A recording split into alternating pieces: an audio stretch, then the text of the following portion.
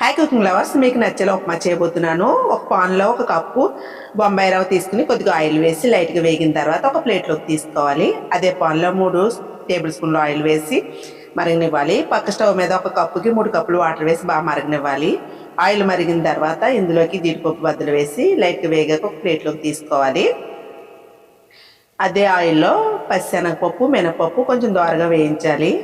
ఇందులో కొద్దిగా ఆవాలు వేసి పెద్దగా కట్ చేసిన ఉల్లిపాయ ముక్కలు, పచ్చిమిర్చి, టొమాటా, అల్లం వేసి 2 రెమ్మల కరివేపాకు వేసి ఇవన్నీ వేయించుకోవాలి.